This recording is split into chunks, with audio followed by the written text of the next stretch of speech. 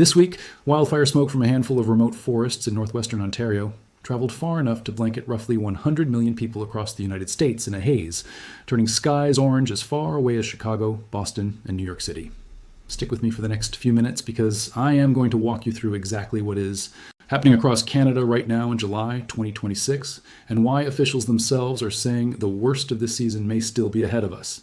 Hit subscribe before we start because this channel covers real current disasters with verified numbers, not exaggerated headlines.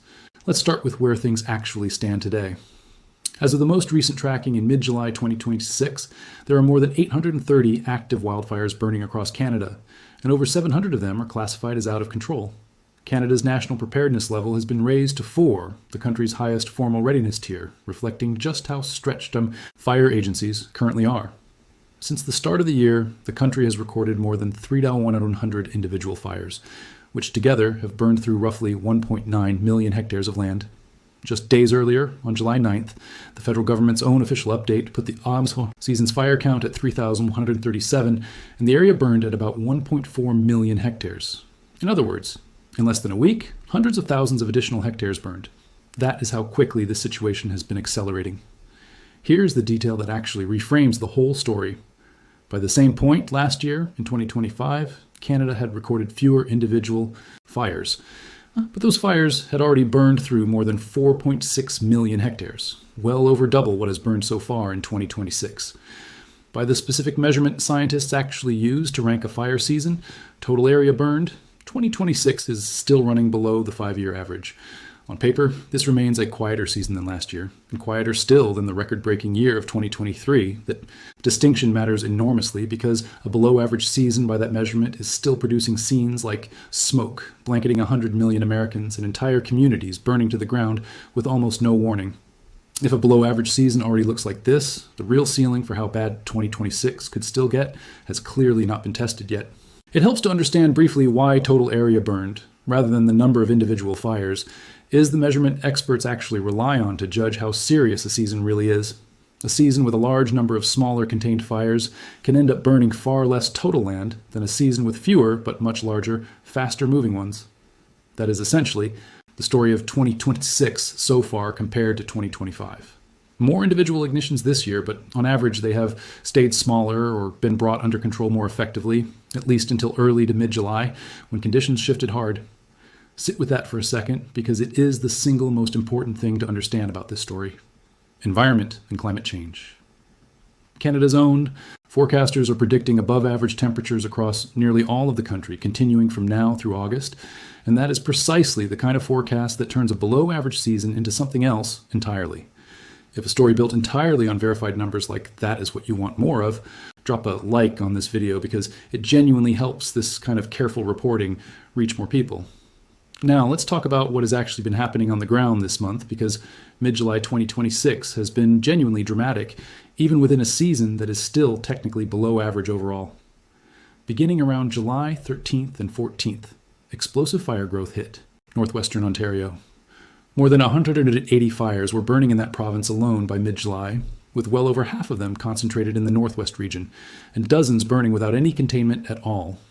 Thick smoke poured south and east, and by the following morning, air quality monitoring services had Toronto ranked among the worst air quality of any major city anywhere on the planet, worse than cities regularly associated with severe chronic pollution.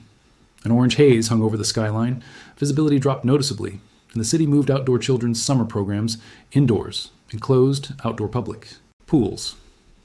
Environment Canada's Air Quality Health Index reached the very high-risk category that day, the classification the agency uses to warn that smoke poses a danger to everyone exposed, regardless of age or existing health status.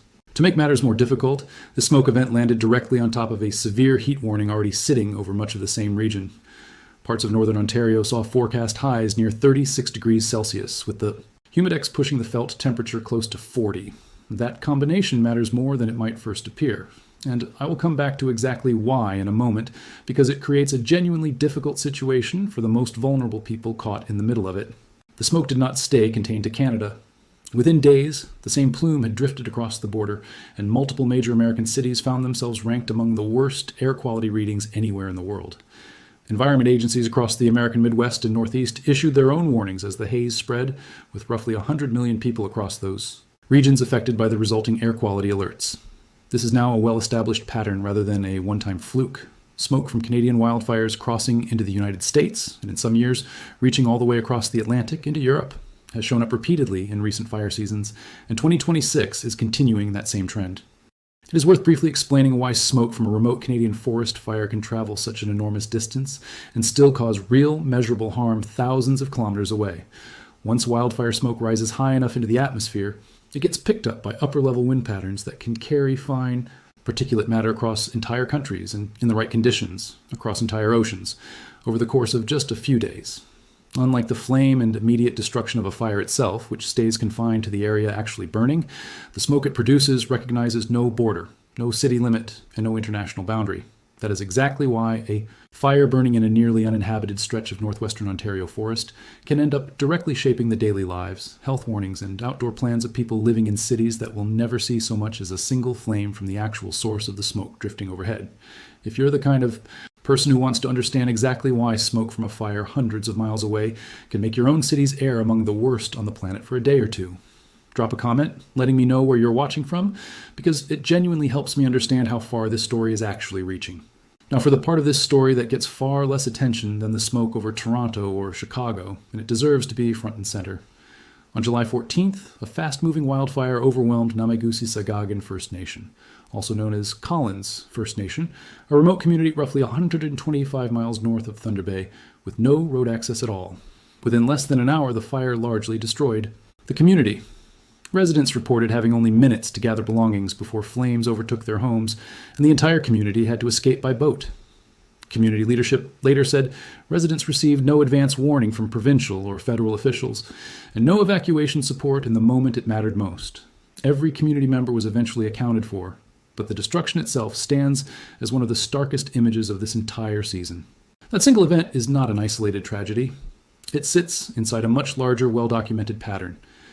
As of mid to late July 2026, dozens of First Nations communities across the country have been affected by wildfires this season, with thousands of residents evacuated and well over 1,000 still displaced from their homes at any given time. First Nations communities account for roughly 42% of all wildfire-related evacuations in Canada, despite representing only about 5% of the country's total population. For scale, in 2025 alone, nearly 45,000 people from 61 different on-reserve First Nations were displaced from their homes because of wildfire. That staggering disproportion is not random. It reflects geography, chronic underinvestment in remote infrastructure, and a long history of Indigenous communities being located in areas with limited road access, limited firefighting resources, and limited early warning systems. It is worth pausing on that specific detail because it captures something important about how unevenly this kind of disaster actually lands. The overwhelming majority of people affected by wildfire smoke in Toronto, in Chicago, in cities across the American Northeast will never see an actual flame or lose their home. Their experience of this disaster is a smell in the air, a hazy orange sky, and a warning notification on their phone telling them to stay indoors for a day or two before conditions improve. Meanwhile, in a much smaller number of remote, often Indigenous communities, sitting directly in the path of these fires, the experience is completely different. An urgent evacuation by boat or aircraft, an uncertain wait to find out whether a home still stands, and often no real choice in the matter at all. Both experiences are part of the exact same wildfire season, but they could not look more different from the ground. Governments have acknowledged this ongoing vulnerability directly.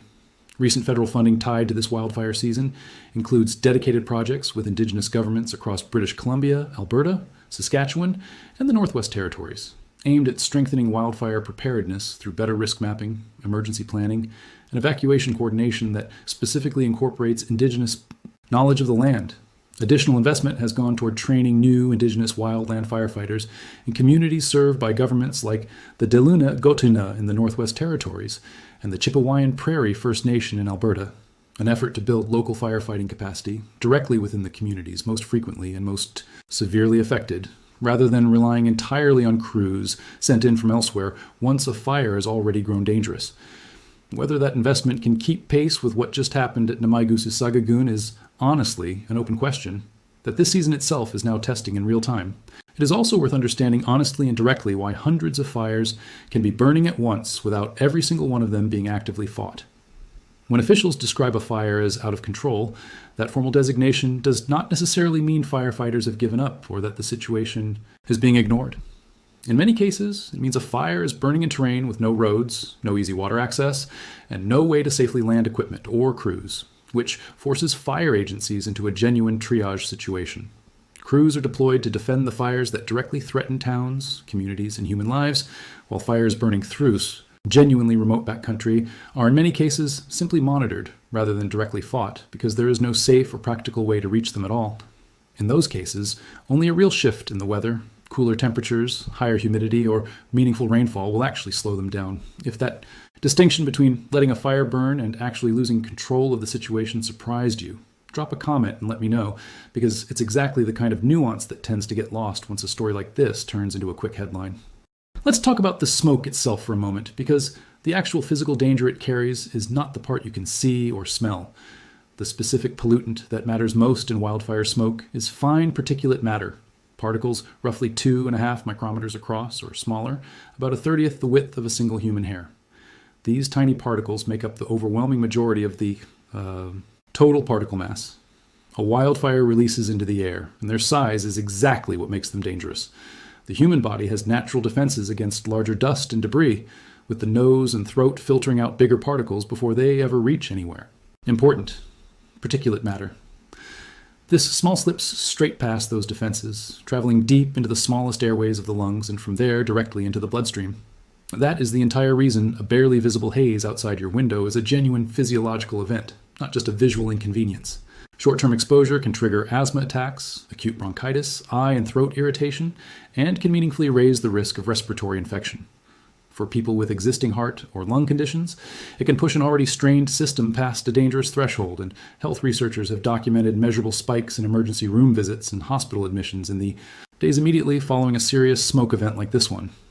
There is research suggesting wildfire smoke may actually be more harmful, particle for particle, than the everyday pollution most city dwellers are used to breathing from cars and industrial sources.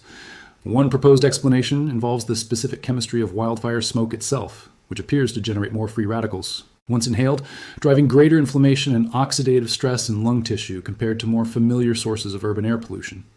In practical terms, that means the same numerical air quality reading during a wildfire smoke event may carry a somewhat higher real-world health risk than an identical reading caused by ordinary traffic pollution on a calm summer day, which is exactly why health agencies tend to issue especially urgent warnings specifically during wildfire smoke events rather than treating every type of poor air quality identically. It also helps to correct a common, understandable assumption people make about this kind of smoke. Many people assume that if they cannot smell smoke, the air outside must be safe, and that once the smell fades, the danger has passed. Neither assumption is reliable. The smallest, most damaging particles do not always announce themselves clearly through smell, which is exactly why health agencies consistently advise people to check an actual air quality index reading rather than trust their own nose. A day that looks like nothing more than an ordinary pale haze can still be carrying enough fine particulate matter to send genuinely vulnerable people to the hospital. There's also a specific, difficult overlap worth understanding, because it directly affects how people are supposed to protect themselves. During a heat wave on its own, standard health advice is to open windows at night and let air circulate to help cool a home down. During a smoke event on its own, the advice is essentially the opposite. Seal up the house, keep windows and doors closed, and run air conditioning on a recirculating setting to keep outside air out entirely. When a heat warning and a wildfire smoke event hit the exact same region at the same time, as happened across much of northern and southern Ontario this past week, the same vulnerable populations facing both warnings are left with two pieces of advice that directly contradict each other. An elderly resident without reliable air conditioning, choosing between a stifling sealed apartment and an open window that lets smoke pour in, is facing a genuinely difficult no-win situation. Health officials handling this exact overlap have generally advised prioritizing whichever risk is more immediately dangerous in a given moment, which in practice usually means keeping windows closed and running air conditioning if it is available, since heat exhaustion and heat stroke tend to develop more slowly and are somewhat easier to manage with hydration and cooling centers than the immediate respiratory strain caused by heavy smoke inhalation. Cities dealing with this overlap have opened designated cooling centers specifically designed to offer relief from both hazards simultaneously. Air-conditioned indoor spaces with filtered air, giving residents without adequate cooling or filtration at home somewhere safer to spend the worst hours of a combined heat and smoke event. That specific overlap, extreme heat and heavy wildfire smoke arriving together, has become an increasingly familiar feature of recent Canadian and American summers rather than a rare coincidence. It is worth directly addressing something that tends to spread online whenever a wildfire season becomes this serious, because it deserves a clear, honest answer rather than being ignored. Every major fire season now brings along a wave of claims suggesting the fires were set deliberately, sometimes framed as a coordinated arson campaign, and in stranger versions framed around some kind of directed energy weapon. The honest, grounded answer here separates a small grain of truth from a much larger fantasy. Individual fires do sometimes have human causes, and arson is a real documented phenomenon in some cases. But a continent-scale wildfire season involving hundreds of simultaneous ignitions spread across thousands of kilometers of largely roadless northern forest is simply not something a person with a lighter, or any small group of people, could realistically produce. The genuine drivers here are lightning strikes, extremely dry fuel built up from years of persistent drought, and strong shifting winds, the ordinary well-understood physics of hot, parched terrain meeting an ignition source. There is no credible evidence of any exotic or deliberate ignition mechanism behind this season, and frankly, none is actually needed to explain what sustained heat and dryness are already fully capable of doing on their own. That gap between lived experience and the actual physical scale of a boreal forest fire season creates fertile ground for alternative explanations to take hold, especially since very few of us ever witness lightning-igniting dry brush firsthand or have a clear sense of just how quickly bone-dry vegetation can catch and spread under the right combination of heat, wind, and drought. So where does this leave things heading into the rest of the summer? Canada is currently managing a wildfire season that is technically below average by the main scientific measurement used to rank fire severity, total area burned. And yet that same below average season has already produced smoke that ranked a major Canadian city among the worst air quality on the planet, pushed haze across an international border to affect roughly 100 million Americans within a single week, and destroyed an entire First Nations community with almost no warning at all. Government forecasters are explicitly warning that hotter, drier conditions are expected to continue through August across nearly all of Canada. Long-standing precipitation deficits persist especially across Western Canada, and modeling from federal fire scientists currently shows British Columbia facing the highest and most sustained fire risk of any region heading interior, specifically flagged for higher than normal danger as the summer progresses.